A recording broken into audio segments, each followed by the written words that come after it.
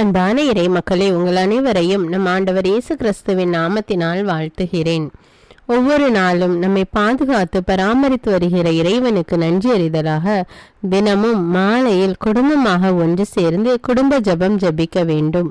அவ்வாறு குடும்பமாக நாம் ஜெபிக்கும் போது ஆண்டவர் நம்மையும் நம்முடைய குடும்பத்தையும் இன்னும் அதிகமாக ஆசீர்வதிக்கிறார். இதுவரை நீங்கள் குடும்பமாக ஒன்று கூடி ஜெபிக்கவில்லை என்றால் இன்று முதல் குடும்ப ஜெபம் ஜெபித்து இறையாசீர் பெறுங்கள். தந்தை, மகன், தூய ஆவியாரின் பெயராலே ஆமீன். திருச்சிலுவை அடையாளத்தினாலே எங்கள் தீயவர்களிடமிருந்து எங்களை மீட்டருளும். எங்கள் இறைவா, தந்தை, மகன், தூய ஆவியாரின் பெயராலே ஆமீன். இறைவா, எனக்கு உதவியாக வாரும். ஆண்டவரே, எனக்கு உதவி செய்ய விரைந்தருளும். தந்தைக்கும் மகனுக்கும் தூய ஆவிக்கும் மாட்சிமை உண்டாவதாக. தொடக்கத்தில் இருந்தது போல் இப்பொழுதும் எப்பொழுதும் என்றென்றும் இருப்பதாக ஆமேன். திருப்பாடல்கள் 103. நெஞ்சே, நீ ஆண்டவரை வாழ்த்துவாயாக. என் அகத்துள்ளதெல்லாம் அவரது திருப்பெயரை வாழ்த்துவதாக. என் ஆன்மாவே ஆண்டவரை வாழ்த்துவாயாக. என் ஆன்மாவே ஆண்டவரை வாழ்த்துவாயாக. அவர் செய்த நன்மைகளையெல்லாம் மறவாதே. என் ஆன்மாவே ஆண்டவரை வாழ்த்துவாயாக. அவர் உன் பாவங்களையெல்லாம் மன்னிக்கிறார், உன் நோய்களையெல்லாம் குணமாக்குகிறார், உன் உயிரை அழிவினின்று மீட்கிறார், அருளாலும் இரக்கத்தாலும் உன்னை சூழ்கிறார். என் ஆன்மாவே ஆண்டவரை வாழ்த்துவாயாக. நன்மைகளால் உன் வாழ்வை நிறைவுபடுத்துகிறார், கழுகுகளின் இளமையைப் போல் உன் இளமையை புதுப்பிக்கிறார். என் ஆன்மாவே ஆண்டவரை வாழ்த்துவாயாக. நீதியின் செயல்களை புரிகிறார் ஆண்டவர், துன்புற்றோர் யாவருக்கும் நீதி வழங்குகிறார். மொய்சனுக்கு தம் வழிகளை வெளிப்படுத்தினார், இஸ்ரவேல் மக்களுக்கு தம் செயல்களை விளங்க செய்தார். என் ஆன்மாவே ஆண்டவரை வாழ்த்துவாயாக. ஆண்டவர் இரக்கமும் கருணையும் உள்ளவர், சினம் கொள்ள தாமதிப்பவர், ஏராளமான காருண்யம் கொண்டவர், ஓயாமல் கடிந்து கொள்பவர் அல்ல, முடிவின்றி கோபம் காட்டுபவர் அல்ல. என் ஆன்மாவே ஆண்டவரை வாழ்த்துவாயாக. நம்முடைய பாவங்களுக்கு ஏற்றபடி நம்மை தண்டிப்பதில்லை, நம் குற்றங்களுக்கு தக்கபடி நமக்கு ஆக்கினை இடுவதில்லை. என் ஆன்மாவே ஆண்டவரை வாழ்த்துவாயாக. ஏனெனில் வானுலகம் பூ உலகத்திற்கு எவ்வளவு உயர்ந்துள்ளதோ அவ்வளவுக்கு அவர் தமக்கு அஞ்சு நடப்பவர்களுக்கு தயவு காண்பிக்கிறார். மேல் திசைக்கும் கீழ்த்திசைக்கும் எவ்வளவு தூரமோ அவ்வளவு தூரத்திற்கு நம் பாவங்களை நம்மிடமிருந்து அகற்றியுள்ளார். என் ஆன்மாவே ஆண்டவரை வாழ்த்துவாயாக. தந்தை தன் மக்களுக்கு இறங்குவது போல் ஆண்டவர் தமக்கு அஞ்சுகிறவர்கள் மேல் இரக்கம் காண்பிக்கிறார்.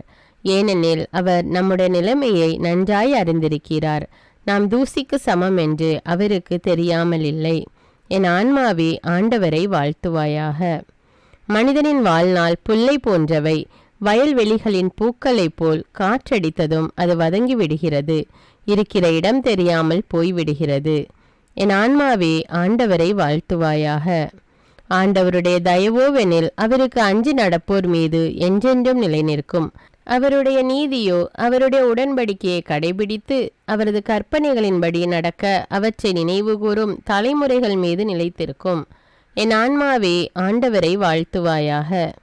ஆண்டவருடைய வார்த்தையை கேட்டு அவருடைய சொற்படி நடக்கும் ஆண்டவரின் வல்லமை உள்ள தூதர்களே, அவரை வாழ்த்துங்கள். ஆண்டவருடைய திருவுளப்படி நடக்கும் அவருடைய ஊழியர்களே, அவருடைய சேனைகளே, அவரை வாழ்த்துங்கள். என் ஆன்மாவே ஆண்டவரை வாழ்த்துவாயாக. ஆண்டவருடைய சகல படைப்புகளே, அவருடைய ஆளுகை செல்கிற இடமெங்கும் அவரை வாழ்த்துங்கள். என் ஆன்மாவே ஆண்டவரை வாழ்த்துவாயாக.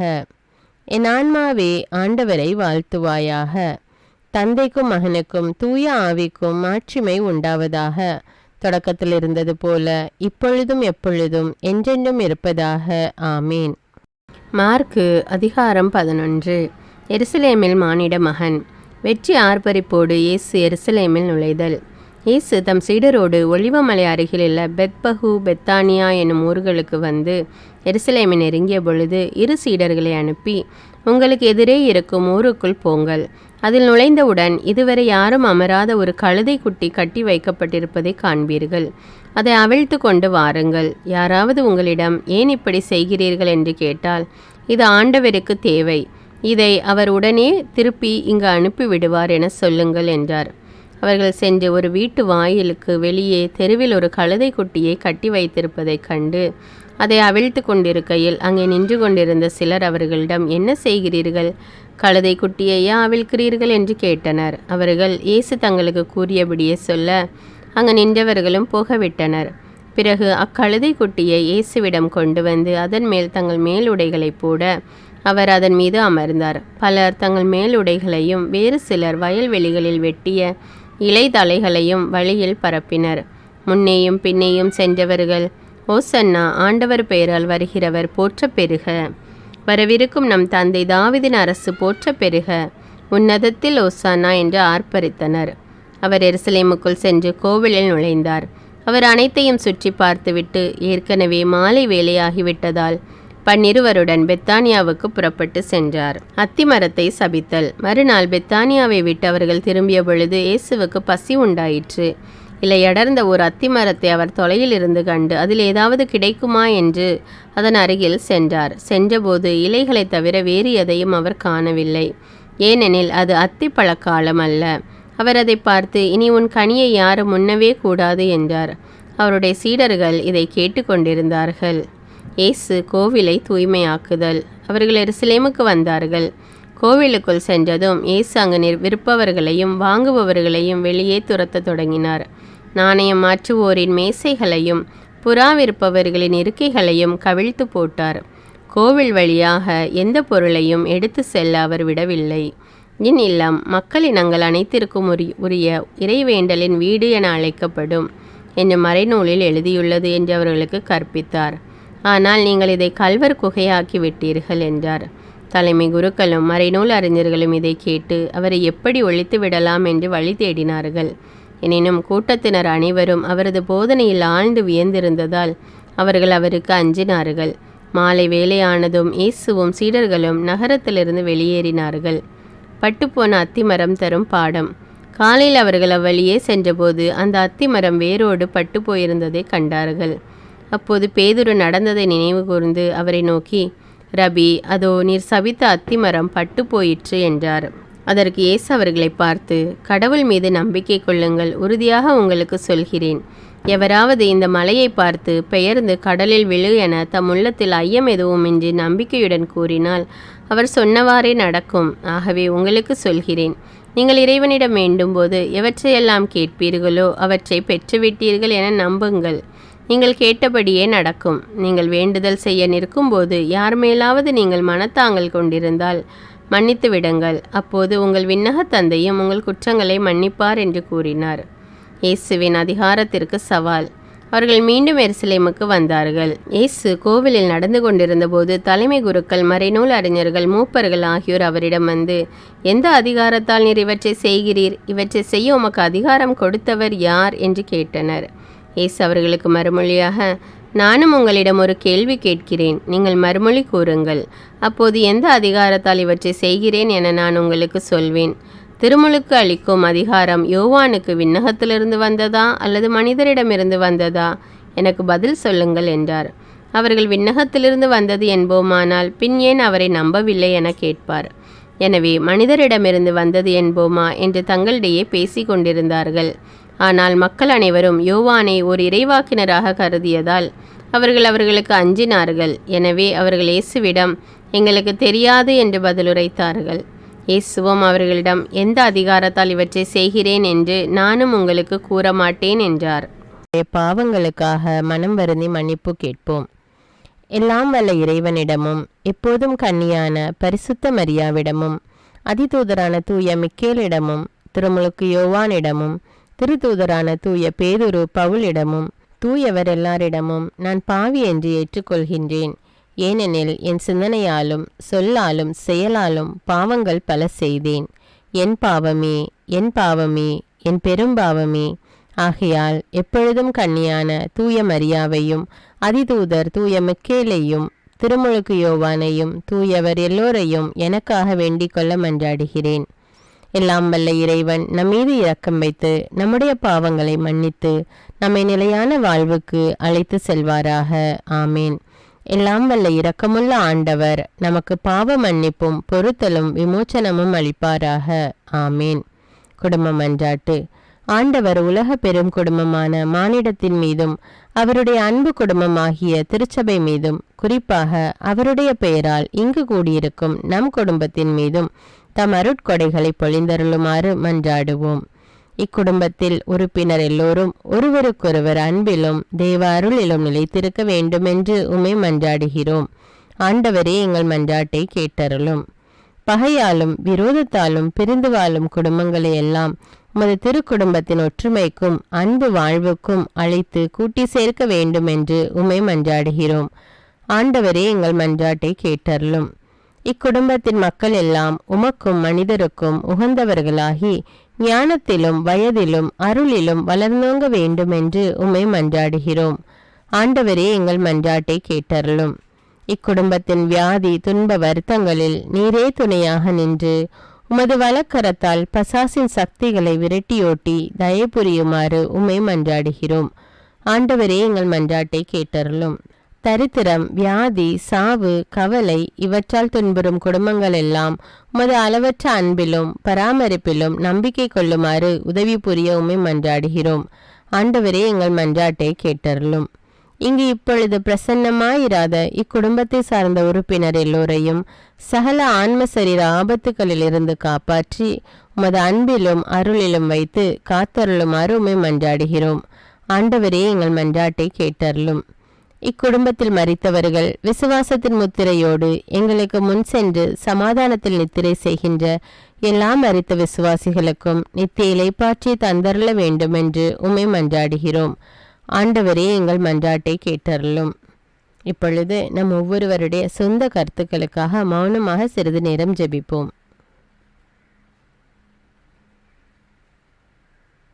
எல்லாம் வல்ல சர்வேஸ்வரா, உமது திருமகன் இயேசு கிறிஸ்து மரியாளுக்கும் சூசையப்பருக்கும் பணிந்து குடும்ப வாழ்வை சொல்லறிய புண்ணியங்களால் அர்ச்சிக்க வேண்டும் என்று திருவுளமானீர். அவருடைய பெயரால் இங்கு கூடியிருக்கும் இக்குடும்பத்தை கண்ணோக்கி பாரும். அத்திரு குடும்பத்தின் முன் மாதிரிகையை இக்குடும்பமும் கண்டு பாவித்து இறுதியில் திரு ஏக சர்வேஸ்வரனாய் வாழும் உமது நித்திய குடும்பத்திற்கு வந்து சேர அருள் புரியும். உம்மோடும் பரிசுத்த ஆவின் ஐக்கியத்தில் சர்வேஸ்வரனாய் என்றென்னும் வாழ்ந்து ஆட்சி செய்கின்ற எங்கள் ஆண்டவரும் உம்முடைய சுதனுமாகிய அதே இயேசு கிறிஸ்துவின் வழியாக உம்மை மன்றாடுகிறோம். ஆமீன். இயேசு வாழ்ந்து இறந்தார் என்பது நற்செய்தி அல்ல. அவர் இறந்து உயிர் தெழுந்து இன்றும் வாழ்கிறார் என்பதே நற்செய்தி. ஆண்டவர் நம்மோடு வாழ்ந்து கொண்டிருக்கும் போது நாம் ஏன் கவலைப்பட வேண்டும்? நம்முடைய மன்றாட்டுக்கள் விண்ணப்பங்கள் அனைத்தையும் நன்றியோடு நம் ஆண்டவருடைய சமூகத்தில் இப்பொழுது எடுத்து வைப்போமா? பரலோகத்தில் இருக்கின்ற எங்கள் பிதாவே, விண்ணையும் மண்ணையும் படைத்தவரே, இக்காலத்துக்கும் அரசராயிருக்கின்ற ஒரே கடவுளே, மிகுந்த இரக்கமுடைய இறைவா, படைகளின் ஆண்டவரே, எங்கள் பாவங்களை மன்னிக்கும் தெய்வமே, எங்களுக்கு சமாதானத்தை அருள்பவரே, வெற்றியை கொடுக்கும் தேவனே, எங்களை குணமாக்கும் தந்தையே, எங்களை காண்கிறவரே, வழி நடத்துபவரே, ஆறுதலின் தெய்வமே, தம் ஒரே மகன் மீது நம்பிக்கை கொள்ளும் எவரும் அழியாமல் நிலை வாழ்வு பெறும் பொருட்டு அந்த மகனையே அளிக்கும் அளவுக்கு உலகின் மேல் அன்பு கூர்ந்தவரே, தம்மை நோக்கி மன்றாடும் யாவருக்கும் உண்மையாய் தம்மை நோக்கி மன்றாடும் யாவருக்கும் அருகில் இருக்கும் ஆண்டவரே, உம்மை ஆராதிக்கிறோம், உம்மை போற்றுகிறோம், உம்மை துதிக்கிறோம், உமக்கு நன்றி செலுத்துகிறோம். ஆண்டவராகிய இயேசுவே, எங்கள் மெசியாவே, எங்கள் நல்லாயனே, உலகின் ஒளியானவரே, எங்கள் மீட்பரே, வாழ்வும் வழியும் உண்மையுமானவரே, பரலோகத்திலிருந்து இறங்கி வந்த இயேசுவே, பாவியை தேடி வந்த இயேசுவே, நோயுற்றோரை குணப்படுத்தும் இயேசுவே, உலகின் பாவங்களை போக்கும் செம்மறியே, உம்மை அன்பு செய்கிறோம், ஆராதிக்கிறோம். எங்கள் மீட்பரே, எங்களுடைய பாவங்களுக்காக நீர் சிலுவையில் மரித்து மரணத்தினின்று உயிர் தெழுந்து இப்பொழுது பிதாவின் வலப்பக்கத்தில் எங்களுக்காக பரிந்து பேசி கொண்டு இருக்கிறீர். உம்மை எங்கள் மீட்பராக ஏற்றுக்கொண்டு உமது பாதத்தில் விழுந்து உமக்கு எங்களை ஒப்பு கொடுக்கிறோம். உமது திரு இரத்தத்தால் கழுவி எங்களை நீதிமான்களாய் மாற்றும் ஆண்டவரே, நாங்கள் செய்த எல்லா பாவங்களையும், குறிப்பாக எங்களுக்கு சாபத்தை கொண்டு வந்த பாவங்களுக்காகவும் மனம் வருந்துகிறோம். எங்களை மன்னியும் தெய்வமே. எங்கள் முன்னோர்களின் பாவங்களினால் ஏற்பட்ட சாபங்களையும் நீர் சிலுவையில் சுமந்து தீர்த்தீர் என்று விசுவசிக்கிறோம். பாவங்களையும் சாபங்களையும் நீக்கி எங்களுக்கு விடுதலையை தாரும்.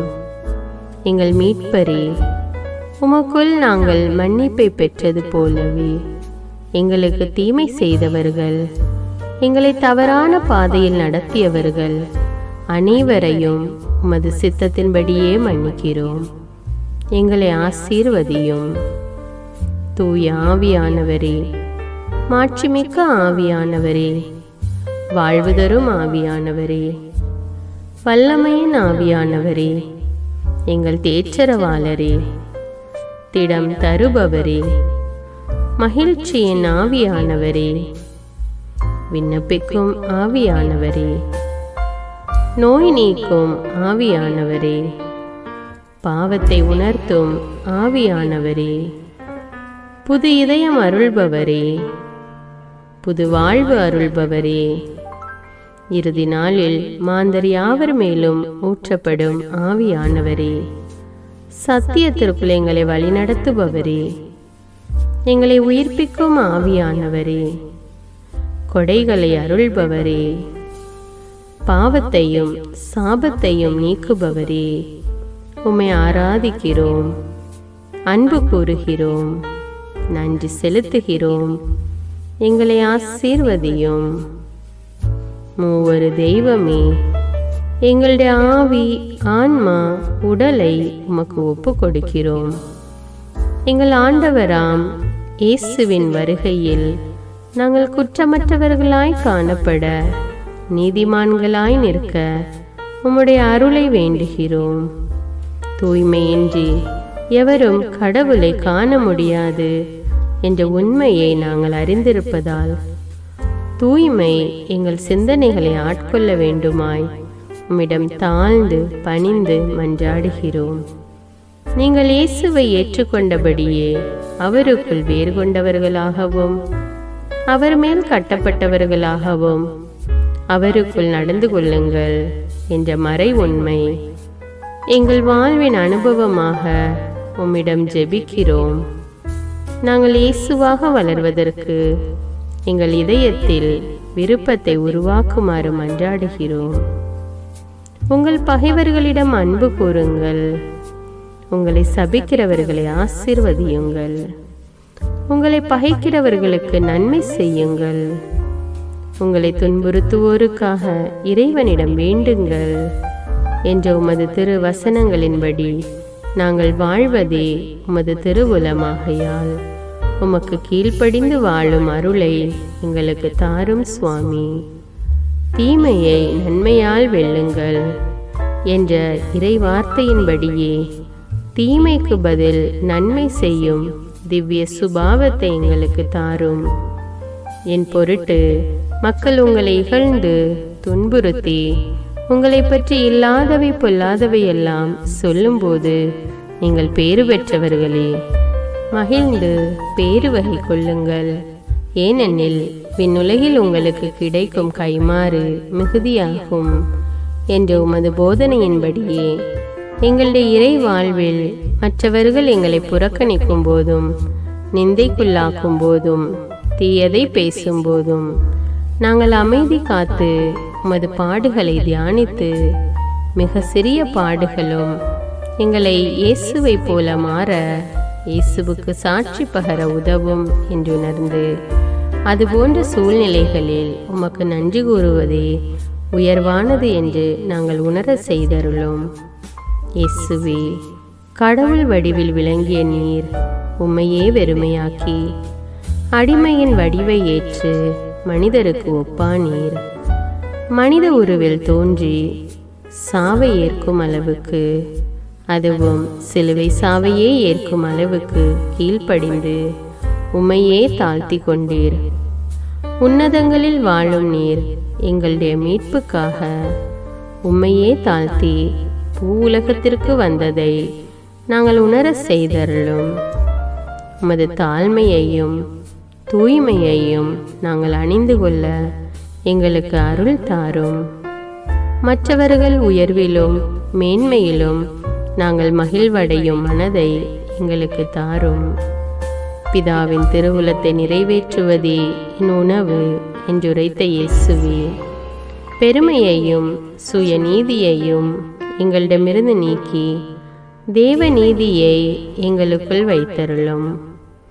மற்றவர்கள் எங்களுக்கு என்ன செய்ய வேண்டும் என்று நாங்கள் விரும்புகிறோமோ அதையே அவர்களுக்கு செய்ய வேண்டும் என்ற உமது போதனைக்கேற்ப மற்றவர்களுக்கு நன்மை செய்யவும் உதவவும் கொடுக்கவும் எங்களுக்கு உதவியருளும்.